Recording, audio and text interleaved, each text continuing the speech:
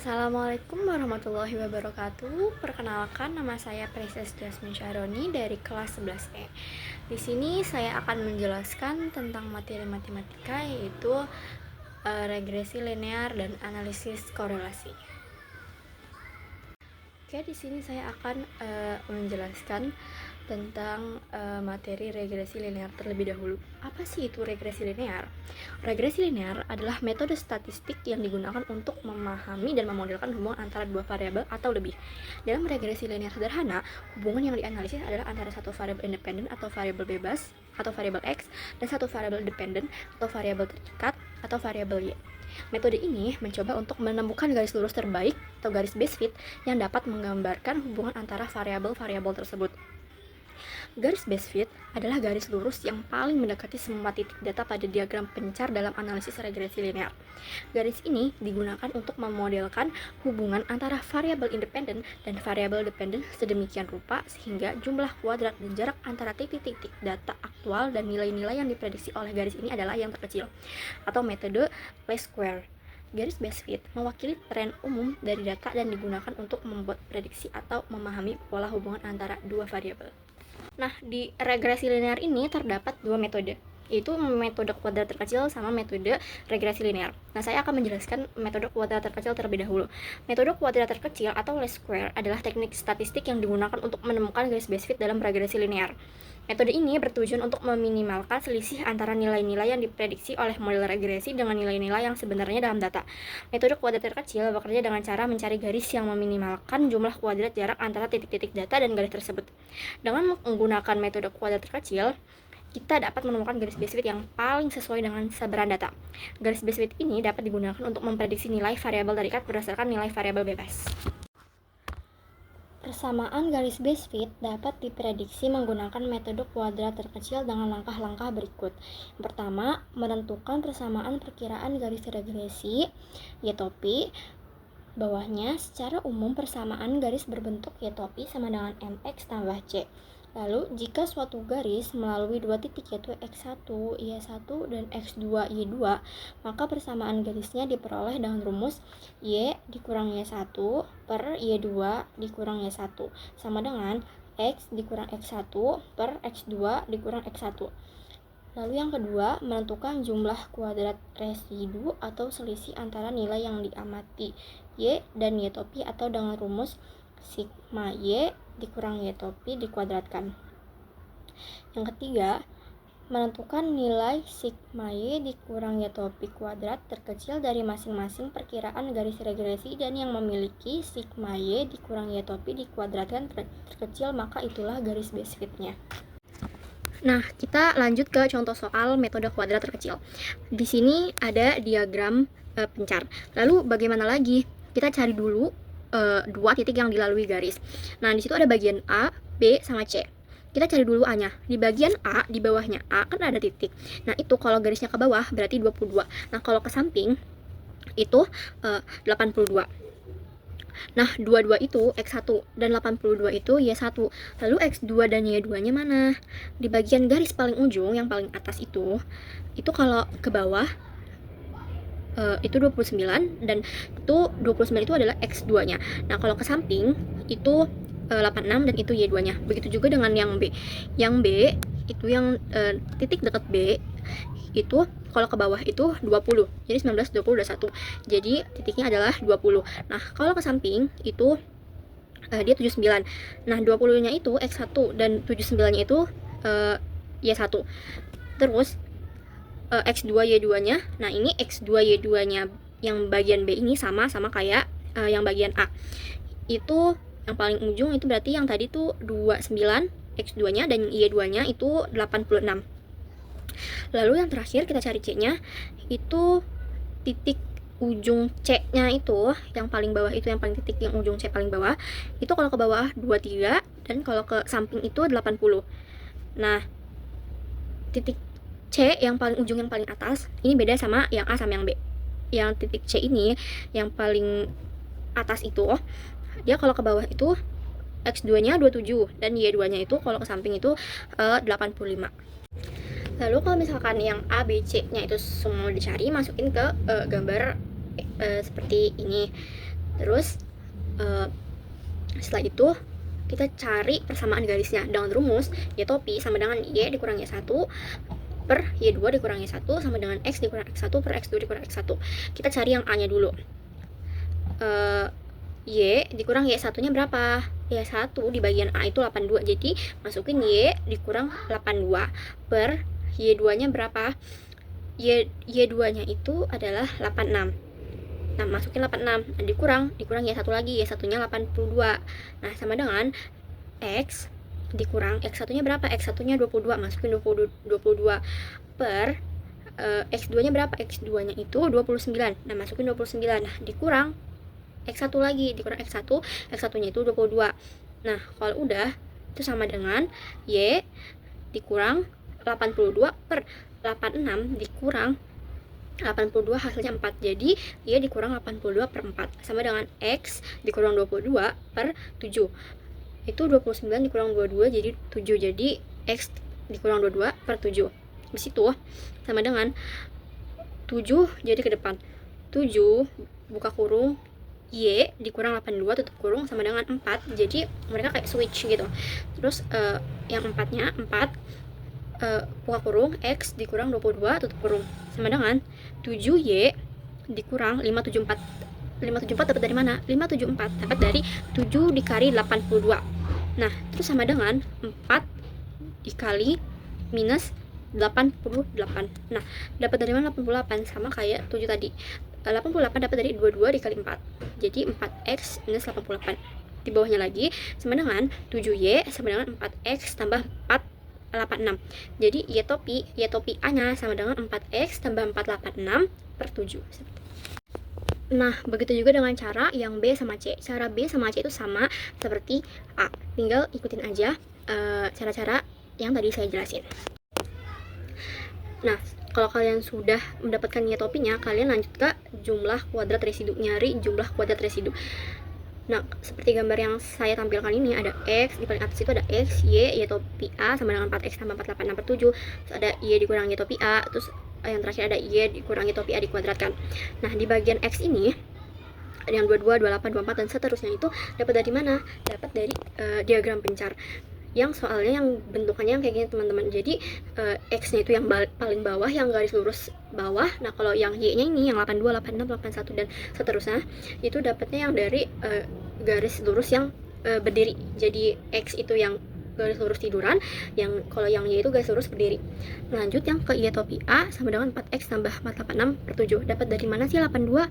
Nah, 82 dapat dari 22 yang di bagian X ini, 22 dikali 4 ditambah 486 dibagi 7 hasilnya 82.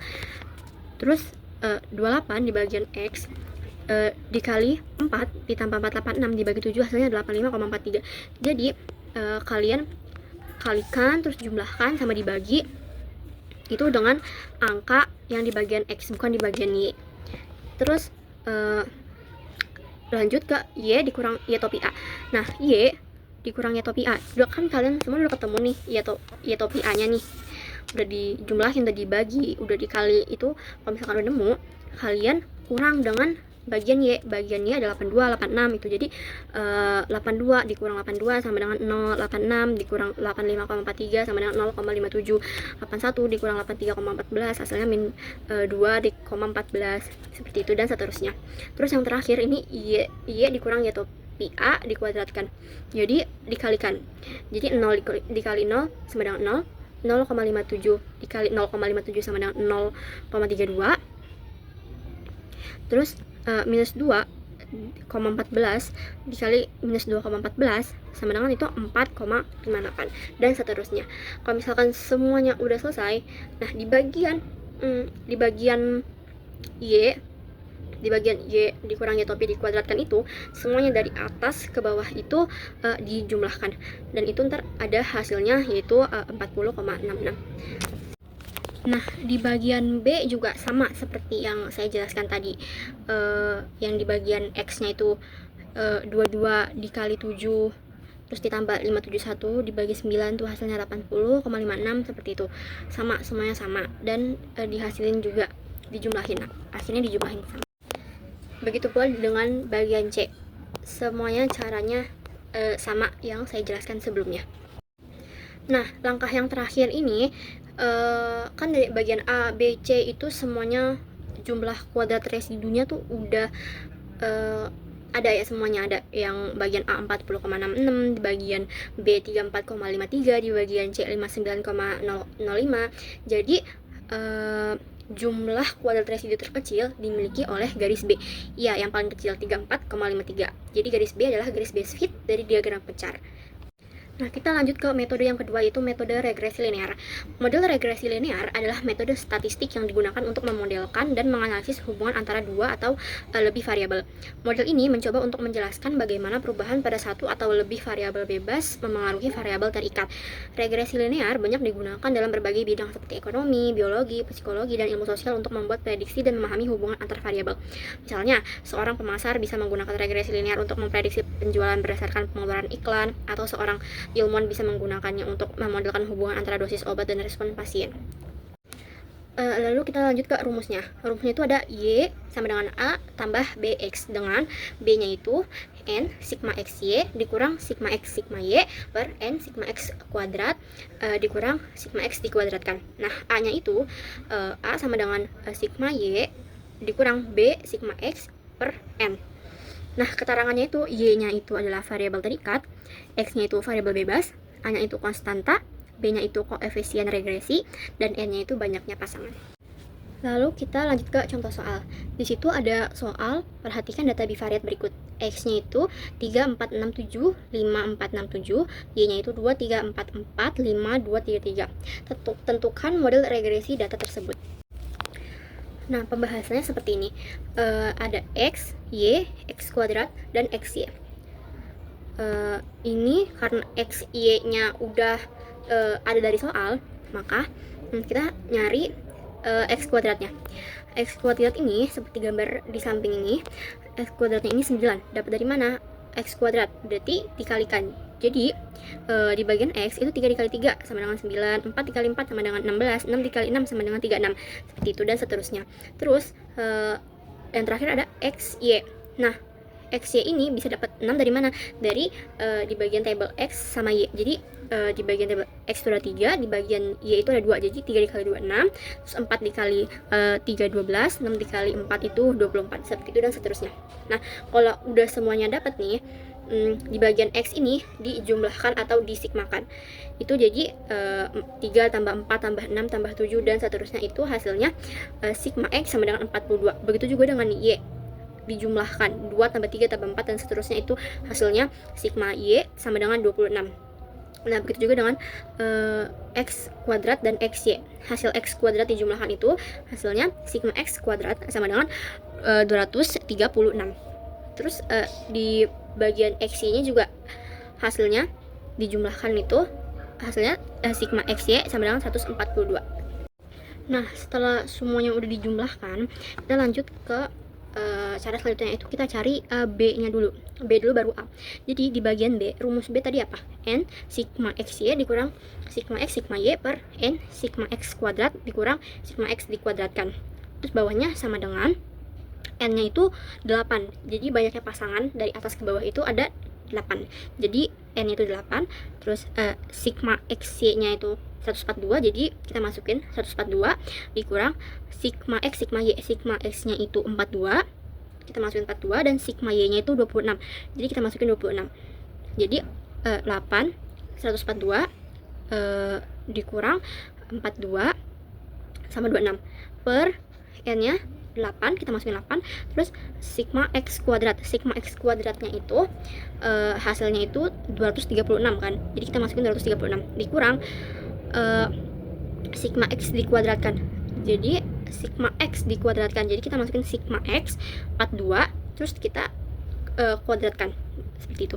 Terus bawahnya sama dengan 8 dikali 142 itu sama dengan 1136 dikurang 42 dikali 26 itu 1092 per 8 dikali 236 itu 1888 dikurang 42 dikali 42 itu 1764. Nah, sama dengan 1136 dikurang 1092 itu 44 per 1888 dikurang 1764 itu sama dengan 124. Jadi 44 dibagi 124 itu sama dengan 0,35.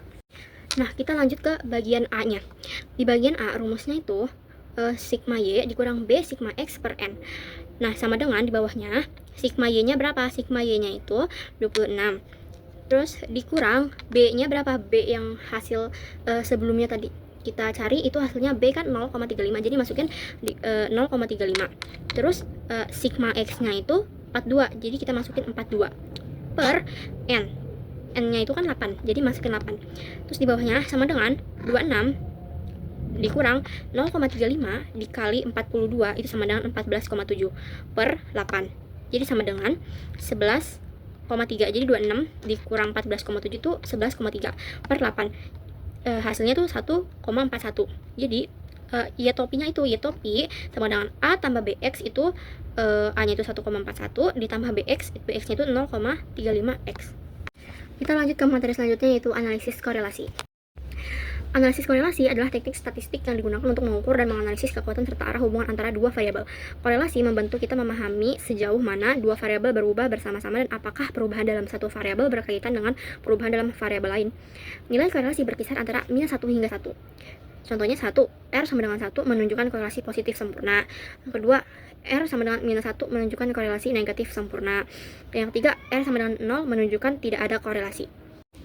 Nah, analisis korelasi ini punya dua metode yaitu korelasi produk momen dan koefisien determinasi. Saya akan menjelaskan korelasi produk momen terlebih dahulu. Korelasi produk momen juga dikenal dengan korelasi Pearson adalah teknik statistik yang digunakan untuk mengukur kekuatan dan arah hubungan linear antara dua variabel kuantitatif. Korelasi Pearson merupakan salah satu metode korelasi yang paling umum digunakan terutama ketika data memenuhi syarat asumsi-asumsi tertentu seperti linearitas dan normalitas. Koefisien korelasi persen antara variabel X dan Y disimbolkan dengan R kecil. Nilai R dihitung menggunakan rumus berikut. R kecil sama dengan N sigma XY dikurang sigma X sigma Y per akar N sigma X kuadrat dikurang sigma X dikuadratkan dikali akar N sigma Y kuadrat dikurang sigma Y dikuadratkan. Keterangannya, R kecil itu koefisien korelasi persen, N-nya itu banyak pasangan atau banyak sampel, XY-nya hasil perkalian antara nilai X dan Y, X itu nilai variabel bebas, dan Y itu nilai variabel terikat.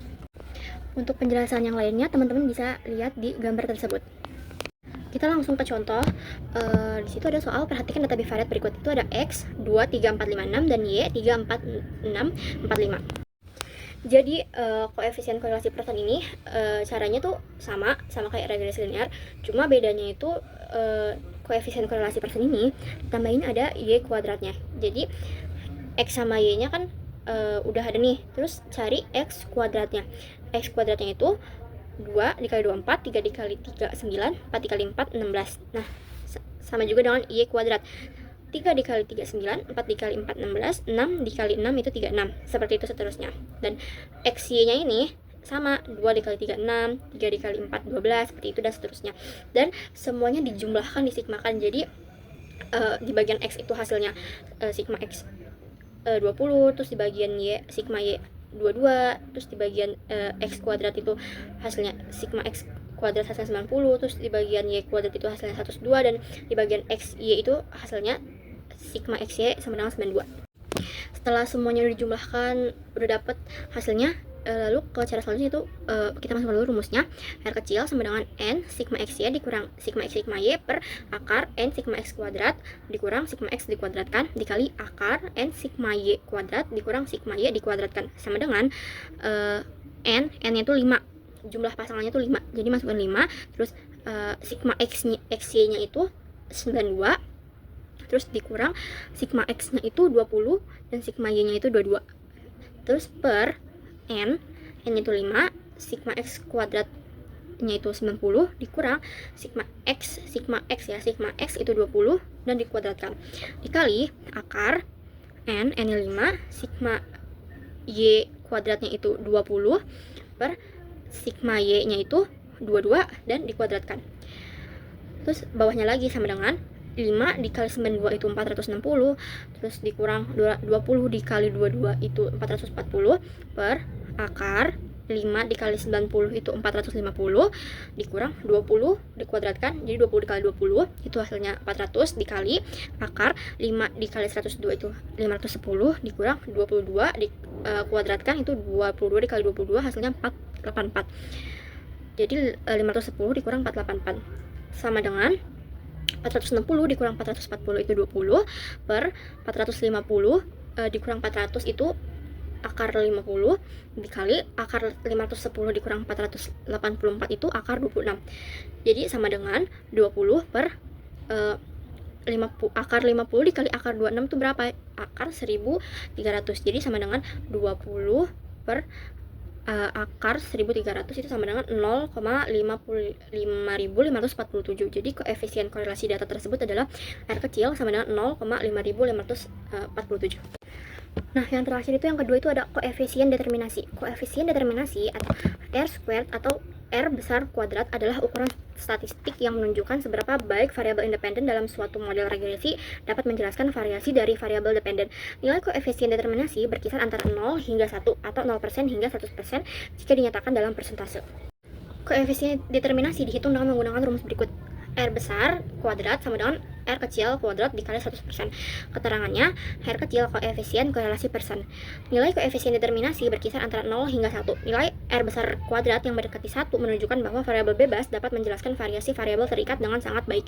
Sebaliknya, nilai R kuadrat yang mendekati 0 menunjukkan bahwa variabel bebas tidak dapat menjelaskan variasi variabel terikat dengan baik. Lanjut ke contoh soal. Di sini ada soal, perhatikan data bivariat berikut. X-nya itu 45678, Y-nya itu 43523. Koefisien determinasi data tersebut adalah, nah ini tuh caranya sama kayak koefisien korelasi persen. Yang X, Y, X kuadrat, Y kuadrat, X, Y itu semuanya disigmakan, semuanya dijumlahkan sama. Nah, rumusnya juga sama kayak koefisien korelasi persen, itu R kecil sama dengan N sigma XY dikurang sigma X sigma Y per akar N sigma X kuadrat dikurang sigma X dikuadratkan dikali N sigma Y kuadrat dikurang sigma Y dikuadratkan, terus sama dengan terus N 5, banyaknya pasangan tuh 5 masukin, terus sigma X sigma XY-nya itu 99 seperti gambar, teman-teman bisa lihat di gambar yang saya tampilkan itu semuanya sama semua, sama kayak cara koefisien korelasi persen. Nah, yang beda adalah di sini teman-teman, cara-cara yang tadi yang saya jelasin itu sama kayak koefisien korelasi persen, cuma bedanya ini ada di koefisien determinasi. Jadi ada tambahan gitu. Jadi rumusnya R sama dengan R kuadrat dikali 100%. Bawahnya lagi sama dengan R kuadratnya berapa? R-nya berapa? R kecilnya. Jadi R kecil itu kan koefisien korelasi persen. Nah, teman-teman bisa lihat di pembahasan yang tadi yang sebelumnya ada di foto itu hasilnya minus 0,416. Jadi R kecilnya itu minus 0,416. Jadi kita masukin minus 0,416 kuadrat dikali 100%. Bawahnya lagi sama dengan minus 0,416 dikali minus 0,416 kan dikuadratkan ya. Jadi hasilnya itu 0,1731 dikali 100 sama dengan 17,31%. Seperti itu. Segitu saja penjelasan materi tentang regresi linear dan analisis korelasi. Apabila ada yang tidak dipahami atau omongan saya nggak jelas yang membuat bingung, boleh tanya ke saya. Sekian dari saya, kurang lebihnya mohon maaf. Wassalamualaikum warahmatullahi wabarakatuh.